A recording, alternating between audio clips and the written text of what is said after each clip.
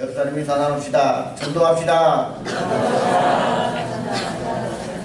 네, 세 번씩 다시 한번 합시다. 전도합시다. 아멘. 여기서 이렇게 보니까 참 우리 사이좋은 삼남매가 이렇게 예배드리러 와요. 우리 우리 혜미, 혜영이, 진정이 참 이렇게 얼마나 참 세 남매가요 사이가 좋고 이가 좋은지 우리 박수 한번 쳐드려. 그러니까 삼남매가 의지가 좋게 서로 이끌어주면서 엄마는 또 유치부 교사로 또 봉사는 아침에 일찍 나와 예배드리는데 보통 이 자녀들이 엄마 소리 이끌려 나오지 않으면 안 나오는데 정숙한 이제 성인들이 되어서 이렇게 서로 의지하면서 예배드리는 모습이 얼마나 아름다운지요. 할렐루야. 네. 이와 같이 우리 광명교회는 참 부모들의 신앙을 잘 이어받아서 자녀들이 그 신앙을 배를 잇고 또 결혼하여 자식을 낳아서 이렇게 그 자녀와 함께 나와서 예배드리는 모습. 할렐루야. 네. 우리 또 전필기 권사님의 아들 용훈 형제를 보게 되면 저는 좀 위로가 돼요. 이렇게 열심히 동영상도 찍어서 유튜브로 그 말씀을 올려놓고 참 결혼하기 전에 연애하기 전에는요 별로 못 봤어요 건전에서. 그런데 아주 아름다운 생시를 만나더니만 엄마가 신앙이 없으면 얘들 결혼 못 시킨다 그랬더니 하나님 앞에 얼마나 간구하며 나와서 이쁜 짓 하는지요. 할렐루야. 네. 이렇게 세가족 공부를 하면서 은혜 받더니 열심히 봉사하고 부모님 신앙을 잘 이어받아서 또 자녀가 또 그 자리에 앉고 또 그 아들이 또 결혼해서 또 이제 또 자녀를 데리고 함께 나오고 아멘. 상대 함께 예배드리며 신앙을 전수하는 교회. 계속해서 이와 같은 아름다운 가정의 모습 또 아름답고 행복한 교회의 모습이 우리 광명교회를 통해서 시대에 나타내고 또 빛과 같이 비춰질 수 있기를 축원합니다. 옆사람이 사랑합시다. 우리는 행복한 사람들입니다.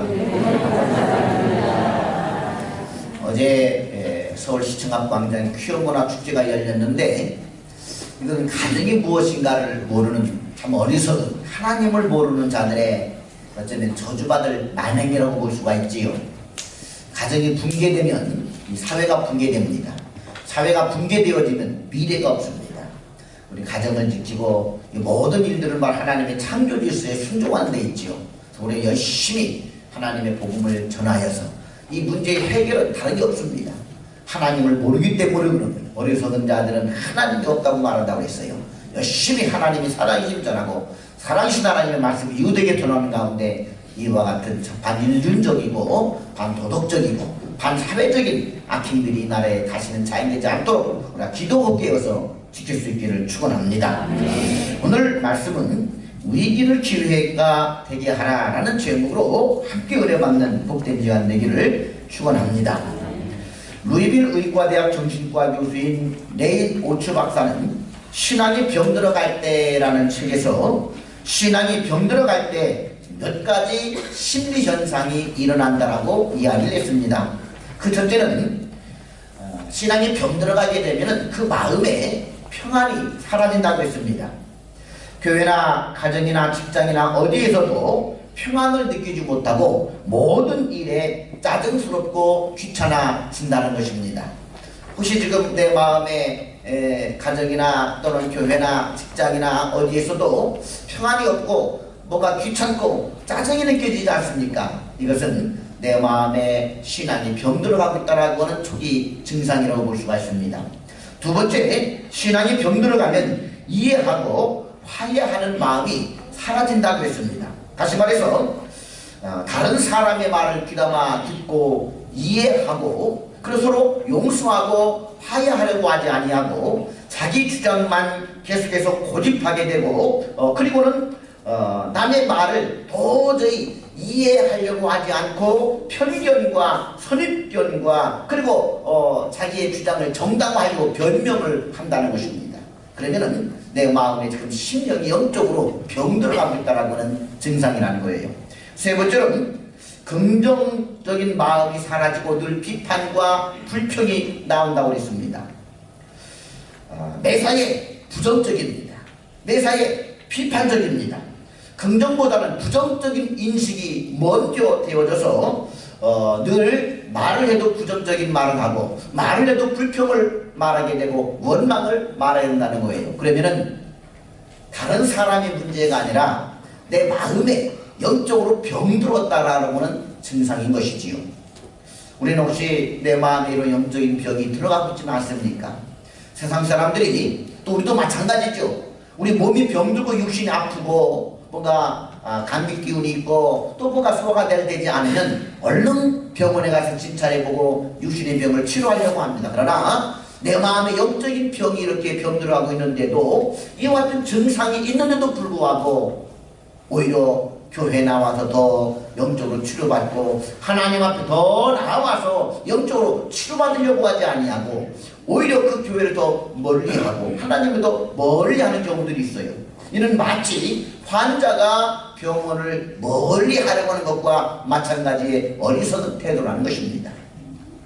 우리는 지난 한 주간 부흥회를 통해서 하나님의 말씀으로 우리의 심령을 비춰보면서 하나님의 말씀을 통해서 우리가 어떤 영적인 병이 들었는지 신앙적 나태한 부분들 또 병든 부분들 또 하나님 앞에 참 범죄한 부분들을 낱낱이 깨닫고 들으면서 회개하고 다시 한번 영적인 내 각성을 일으키는 귀한 부흥성회를 우리가 체험을 했습니다.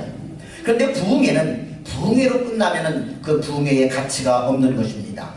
부흥회는 영적인 대각성을 일으킨 것이고 그 계속해서 그 부흥의 역사는 마치 물줄기와 같이 강물처럼 바다로 흘러 들어가야 된다는 말입니다. 부흥회는 계속해서 지속이 되어야 그것이 진정한 부흥회라는 것이지요. 오늘은 부흥회를 끝내고 우리가 어떻게 이 부흥의 역사를 이뤄갈 것인가를 다시 한번 고민해 보아야 됩니다.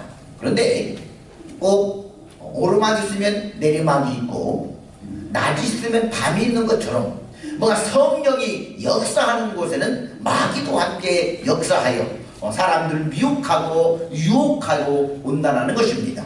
그래서 부흥회가 계속해서 부흥회가 되게 하기 위해서 우리가 받은 은혜를 계속 지속하고 더 이끌어가기 위해서 우리는 이와 같은 마귀의 조든 또 우리에게 찾아온 또 다른 유혹과 위기를 슬기롭게 대처해 나가면서 그들을 극복해 나가며 부흥의 역사를 이끌어가야 되는 줄로 믿습니다. 오늘 본문 말씀은 북방의 제국이었던 아수르의 침략을 물리치고 큰 대승을 거두고 난 다음 유다의 왕 히스기야 왕이 39세의 젊은 나이에 악성 종양이 걸려서 죽음을 선고받고 큰 인생의 위기에 처했을 때 그가 그 위기를 극복해내고 놀라운 하나님의 기적같은 능력을 체험하게 되는 것을 다루고 있는 본문입니다. 우리에게도 부흥회를 통해 큰 대승을 거뒀다고 한다면 또 한 번의 신앙의 위기가 또 찾아올 수가 있습니다. 우리가 어떻게 우리 인생에 닥쳐 이와 같은 위기들을 극복해내면서 대승을 거둘 수가 있을까? 어떻게 위기를 극복해내면서 계속한 부흥을 경험하고 체험할 수가 있을까? 오늘 말씀을 통하여 그 힘을 얻을 수 있는 귀한 시간 될 수 있기를 주님의 이름으로 축원합니다. 첫째로 하나님께 기도하는 기회로 삼을 수 있기를 축원합니다. 따라합니다. 위기는 기도하는 기회로 삼으라. 1절을 보십시오. 여기서 그때라고 나옵니다. 그때라고 나오게 되면 성경에 특별히 그때 그 시간에 바로 그때를 지음하여 이와 같은 때가 나오게 되면은 그 때를 통해서 하나님이 주시는 어떤 지시, 영감이 있다라는 얘기죠. 그때란 어느 때입니까? 바로 그때란 37장의 사건을 말합니다. 이 37장의 사건은 불가능해 보이던 아수리의 침략에 대하여 히스기야 온 백성들이 하나님 앞에 기도함으로 아수리의 침공을 물리치고 이스라엘의 대승을 거두고 난 후에라는 말입니다. 뭔가 큰 역사를 경험하고 났을 때, 뭔가 부흥을 체험하고 승리를 체험하고 났을 때 라는 얘기입니다. 그때 히스기야 왕은 악성 종양의 선고를 받게 됩니다. 호사 다마라는 말이 있습니다. 뭐가 좋은 일이 있은다 하면 거기에 또한 악한 마귀일도 있다라는 얘기죠. 좋지 않은 일도 나타난다는 것입니다. 지금 히스기야는 대성을 거둔 다음 태평성대만 기리하면 됩니다. 근데 그 태평성대를 누려야 되는데 불사 젊은 39세의 나이에 악성 종양이 걸려서 죽음을 선고받았다는 것입니다. 이때 히스기야 왕의 마음이 어땠을까요? 그러나 히스기야 왕은 이와 같은 위기가 찾아왔을 때 그가 어떻게 했습니까? 그는 전국에 명을 내려 뛰어난 의사를 수비하지 않았습니다. 그는 자신의 가까운 친구들과 대신들을 불러서 내가 이렇게 죽게 됐으니 어떡하랴 하면서 동정을 구걸하지도 아니했습니다. 그는 모든 것을 뒤로 하고 모든 것을 잊어버리고 벽을 향하여 무릎을 꿇고 하나님을 향하여 간구하기 시작합니다. 얼굴을 벽으로 향했다는 것은 무엇입니까? 그래서 오로지 하나님만 생각하고 하나님의 도우심만을 구하겠다는 그의 의지였습니다. 그는 죽음의 위기가 찾아왔을 때 당황하거나 포기하지 않고 또 기도의 끈을 붙들고 하나님 앞에 긍휼을 간구하기 시작했다는 것입니다. 그는 앞서 압수로왕 사네립의 침공 때도 성전에 올라가 사네립이 보냈던 심약하게 선전포고의 서찰을 하나님 앞에 놓고 하나님 앞에 간절히 긍휼을 간구하며 기도했습니다. 히스기야는 인생의 위기가 찾아올 때마다 사람을 붙들고 동정을 구걸하거나 또는 자신의 힘과 능력을 의지하지 아니하고 그리고 절망하고 좌절하고 포기하고 원망하고 불평하지 아니하고 제일 먼저는 하나님 앞에 나아가 하나님 앞에 긍휼을 간구했다는 것입니다. 그는 늘 기도의 끈을 놓지 않았습니다. 기도의 끈을 붙들고 하나님의 도우심을 구하는 기도의 사람이었음을 볼 수가 있습니다. 여러분, 인생의 위기가 찾아왔을 때 그 인생의 위기는 하나님 앞에 나아가 기도하는 계기가 되기를 축원합니다. 위기의 때 기도하는 사람에게는 바로 그 위기가 기회가 되는 놀라운 은혜가 있다는 사실입니다. 기도는 두 가지 변화를 일으키는 힘이 있습니다. 첫째는 모든 사건의 진행을 변화시킵니다. 환경을 변화시키고 사건을 중지시킵니다. 둘째는 기도하는 사람의 마음을 변화시키고 능력을 받게 하여 그 환경을 이기게 하는 것을 볼 수가 있습니다. 두려움이 몰려옵니다. 근심이 파고듭니다. 좌절이 내 마음을 사로잡습니다. 수족을 마비시킵니다. 마음에 신음소리가 납니다. 그럴 때 하나님 앞에 신음해 보십시오. 하나님 앞에 기도해 보십시오. 내 마음의 두려움이 사라지고 의기소침한 그런 좌절과 절망이 사라지게 되고 의로부터 주시는 능력과 지혜를 덧입어서 어떻게 하면 그 환경을 이겨낼 수 있을 것인가 힘을 덧입고 박차고 일어나서 환경을 정복하고 다스리는 놀라운 변화 역사를 이루게 되는 것입니다. 할렐루야. 가끔 우리 아이들을 키울 때 저는 정신없이 자고 있는데 가끔 자다가 우리가 말에 일어나게 되면 사모가 아이를 업고서 막 이렇게 서성이는 모습을 보아요. 왜 그러냐고 물어보게 되면요, 자는데 아이가 좀 신음소리를 냈다는 거예요. 거친 숨을 몰아셨다는 거예요. 그러면 작은 신음에도 엄마는 벌떡 일어나서 그 어린아이를 품에 안고 서성입니다. 그 어린아이의 작은 신음에도 응답하는 어머니와 같이 우리 하나님, 우리가 이 땅에서 위기를 만나서 그 문제를 붙들고 신음할 때 하나님은 주무시지 않습니다. 그 작은 신음에도 하나님은 응답하시는 하나님이십니다. 할렐루야. 그러니 우리가 문제가 생기고 위기가 생기면 여러분 먼저 붙들고 고별하고 좌절하고 절망하지 마시고 그 문제를 붙들고 히스기야처럼 하나님 앞에 나가서 기도꾼을 붙들고 기도하는 자가 되기를 주님의 이름으로 축원합니다. 인생의 위기는 결코 특정인에게만 있는 것은 아닙니다.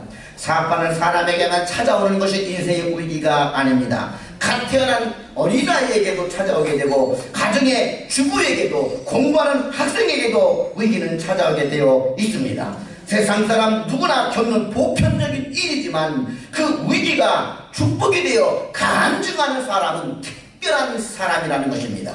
보편적으로 모든 사람에게 위기는 찾아오고 있지만 그 위기가 변화의 축복이 되게 되는 사람, 그래서 간증할 수 있는 사람은 특별한 사람이 있는 것입니다. 그 특별한 사람이 누구냐? 하나님 앞에 위기의 때에 기도하는 사람만이 간증할 수 있는 특별한 사람이 되는 줄로 믿습니다. 할렐루야. 오늘 우리에게도 생의 위기가 찾아오고 있습니다. 히스기야처럼 문제를 해결하면 또 하나의 문제가 거듭거듭 찾아오고 있지는 않습니까? 또는 지루한 장마와 같이 그 위기가 계속 지속되고 있지는 않습니까? 위기가 한 번 끝나면 좋은데 하나의 산을 넘고 나면 또 다른 산이 닥쳐오게 됩니다. 그 위기가 해결되지도 않았는데 계속 지루한 장마와 같이 또 하나의 위기가 거듭 겹쳐온다고 한다면 우리는 얼마나 지치고 포기하고 싶을 때가 많습니까? 여러분, 그러나 끊임없이 우리도 기도할 수 있기를 축원합니다. 위기가 끊임없이 찾아온다만 한다면 우리도 끊임없이 하나님 앞에 기도할 수 있기를 축원합니다. 결국 누가 얼마나 지구력을 가지고 버티나에 달려 있는 것입니다. 축구 선수들에게 어떻게 당신이 이번 이길 수가 있었습니까? 죽을 각오로 뛰었습니다. 어떻게 이번 마라톤 1등 할 수가 있었습니까? 수없이 언덕을 넘게 포기하고 싶었지만 저 꼬리들 엄마가 금메달 걸고 아들아 그것만 바라보면서 죽기 살자로 뛰었습니다. 할렐루야. 아멘. 여러분, 누가 버티냐는 것이죠. 누가 끝까지 버티냐의 싸움입니다. 위기가 버티느냐, 내가 기도의 끈을 놓지 않고 기도로 내가 버티느냐, 결국은 버티는 자가 있게 되어 있습니다. 아멘. 포기하지 마십시오. 아멘. 끝까지 기도의 끈을 놓지를 마십시오. 아멘. 그것만이 해결책이요, 그것만이 위기를 축복으로 바꿀 수 있는 기적을 일궈낼 것을 의심하지 마십시오. 아멘. 우리 모두 히스기야처럼 다시 한번 무릎을 꿇을 수 있기를 축원합니다. 삶의 매 순간순간마다 주저앉고 싶을 때 나의 등 뒤에서 나를 밀어주고 나를 정리해준 하나님을 바라볼 수 있기를 주님의 이름으로 축원합니다. 나의 등 뒤에서 나를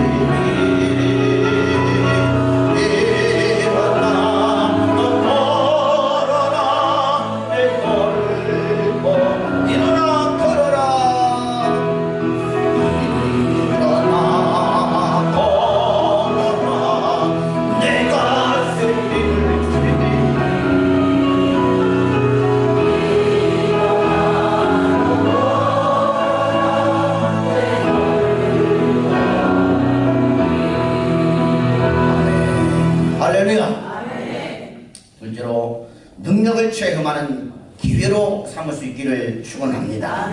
7절과 8절을 보십시오.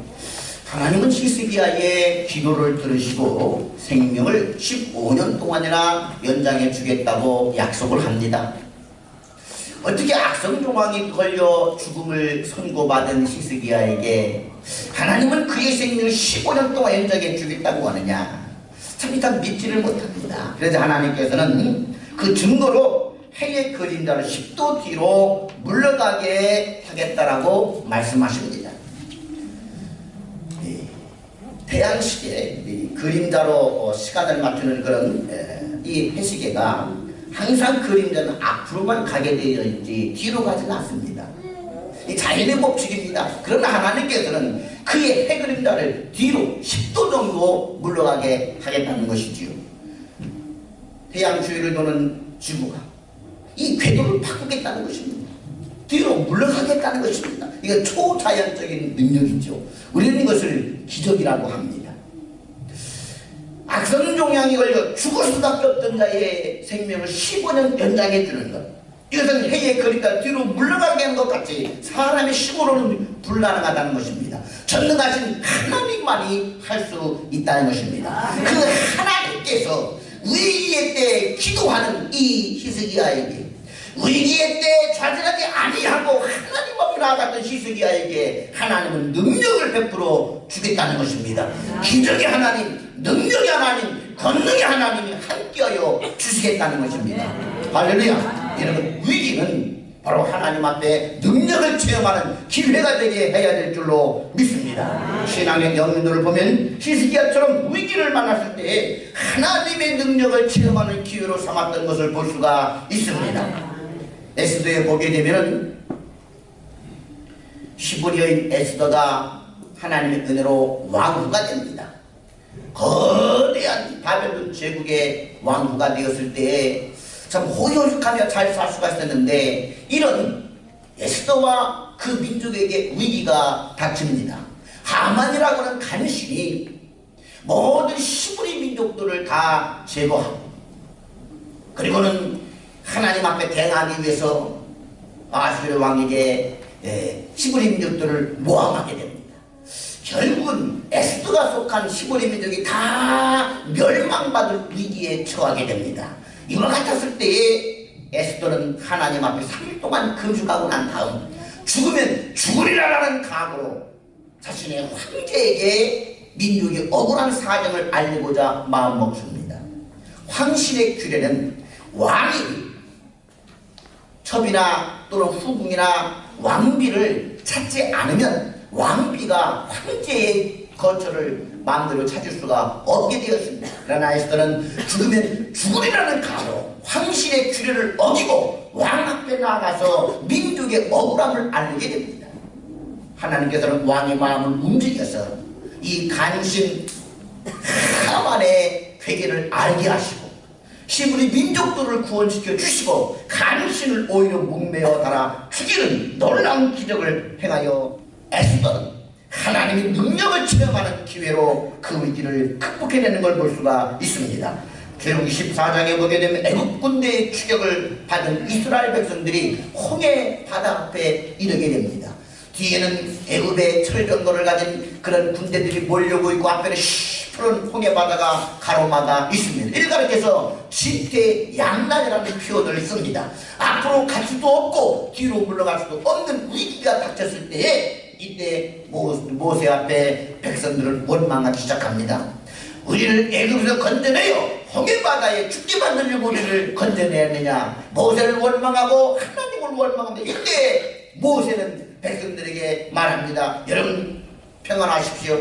여러분 가만히 있으십시오. 하나님이 어떻게 우리에게 능력을 행하시는가 경험하시기를 바랍니다. 그리고 믿음으로 그가 쏜 주기복 지팡이를 홍해에 내밀었을 때 하나님의 능력이 역사하여 그 시퍼렇게 흐르는 홍해바다에 육지같이 길을 내어주시고 이스라엘 백성들을 건너게 했습니다. 위기는 하나님의 능력을 체험하는 기회가 되어야 하는 줄로 믿습니다. 여러분 삶 속에서 우리에게 부딪히는 수많은 위기는 하나님의 능력을 체험하는 기회가 되어야 합니다. 그러므로 근시안적으로 생각하고 좌절하거나 절망해서는 안 됩니다. 많은 신앙의 영웅들을 생각하면서 인생의 위기에서 하나님의 구원의 은혜를 갈망할 수 있기를 주님의 이름으로 축원합니다.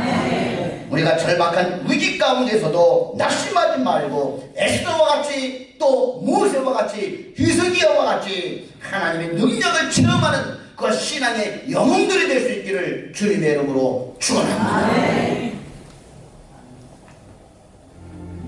할렐루야.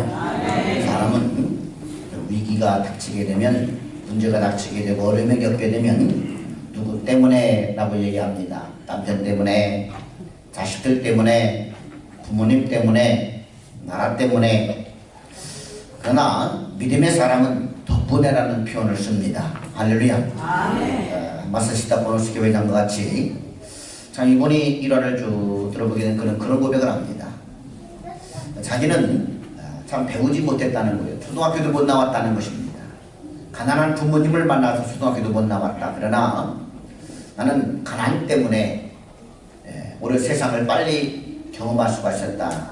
가난 때문에 불행했다가 아니라 가난 덕분에 나는 세상을 더 빨리 경험할 수가 있었고, 나는 또 몸이 약한 덕분에 나는 열심히 운동하여 건강을 유지할 수가 있었고, 나는 배우지 못한 덕분에 모든 사람들을 스승으로 두었다.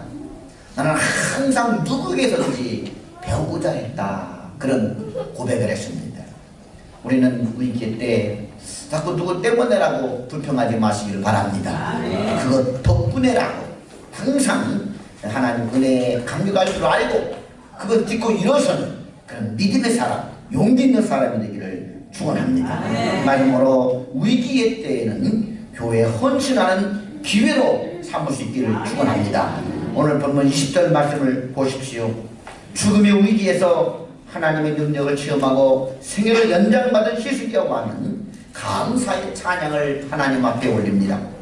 여호와께서 나를 구원하시리니 우리가 종신토록 여호와의 전에서 수금으로 나의 노래를 노래하리로다. 할렐루야.